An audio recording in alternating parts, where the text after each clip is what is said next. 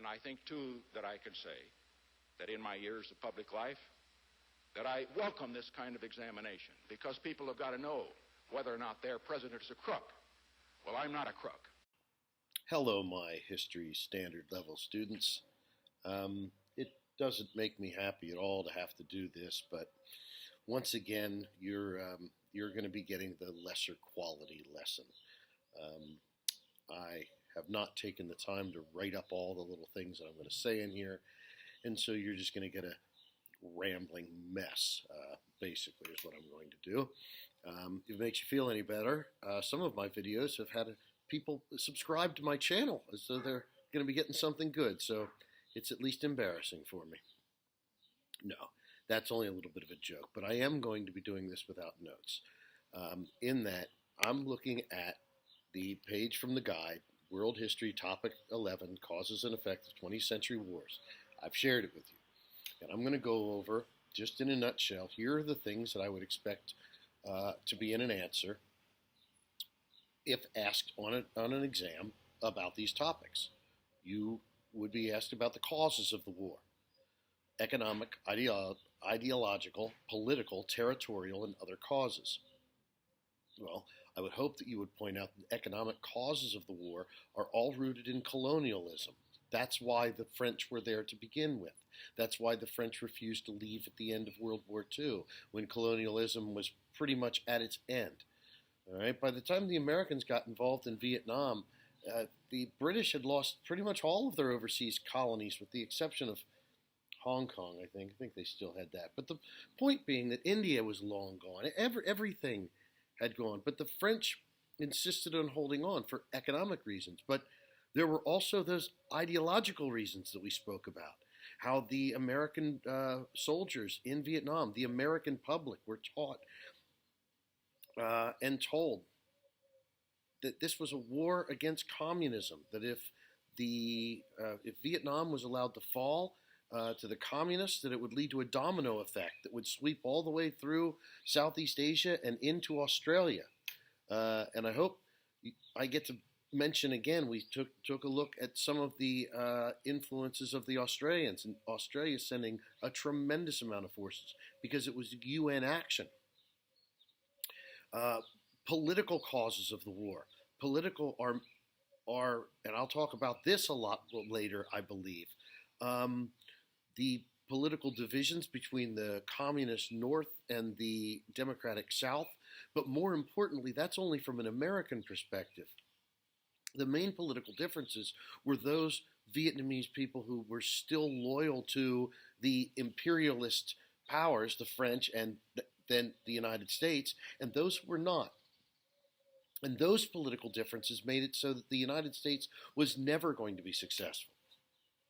Territorial causes, not relevant to this discussion, but moving down to causes of the war, short-term and long-term causes. Again, I'm going to try to keep track of what I've already said, but the long-term causes of this war were colonialism. It was the French first taking colonies in what became known as French Indochina in 1858, and continuing all the way through their refusal to leave at the end of World War II, after Ho Chi Minh had fought on the side of the Allies to fight against the Japanese. The more short-term causes for the Americans' involvement were the fall of Dien Bien Phu, the French Fort Dien Bien Phu, and the Gulf of Tonkin incident, which 1964, which brought Johnson into the fray.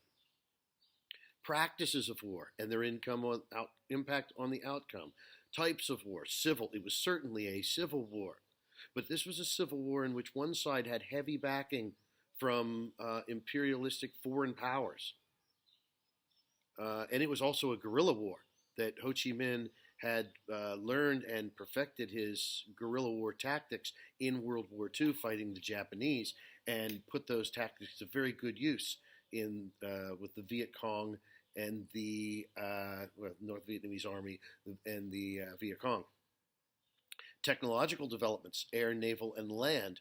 Most of these, I was encouraging you to talk about the use of napalm, the use of Agent Orange, the defoliant, and that the Western powers continued to get more and more advanced while the Vietnamese continued to get bombed back closer to the Stone Age. The extent of mobilization of human and economic resources. We have not touched on this nearly as much as we could have as far as numbers go, but the United States put in a tremendous amount of money. And in Vietnam, being a civil war, it took up pretty much all of their resources. And the influence and or involvement of foreign powers is pretty much the hinge of this conflict. And I'm hoping you're going to see that it's similar in other conflicts in the 20th century. That foreign powers becoming involved in domestic disputes is going to end very badly for the foreign power, the foreign superpower. And we see this happen repeatedly with the United States during the 20th century. Effects of the war. The successes and failures of peacemaking. My suggestion at this had been that you talk about how peacemaking could have been made by being more diplomatic and maybe understanding a little bit of the culture of Vietnam and pointing out that I thought you were enemies with the Chinese. Why would you want to be Chinese communists? It could have been avoided just like that. Also, Johnson was on the verge of negotiating peace when Nixon got involved, committing treason and prolonging the war.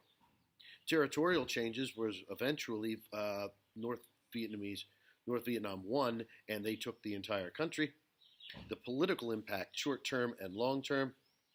Short-term impact is Vietnam became immediately a communist country. The long-term political impact relates to what follows immediately after this. Although they remained a communist country, the economic impact was devastation. Ho Chi Minh brought in the same methods that Mao had used to starve people to death in China, and they had similar results in Vietnam.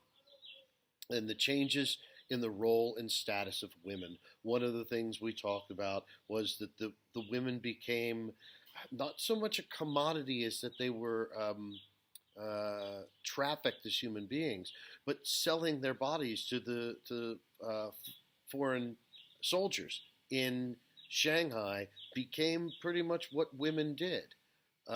It had a very demeaning effect on women, as armed conflicts like this often do. And so now that I've gone through my little rambling summary of what we've talked about in Vietnam, my request of you is that you begin doing something similar with a conflict of your choice. Now, I'm not the most organized guy in the world.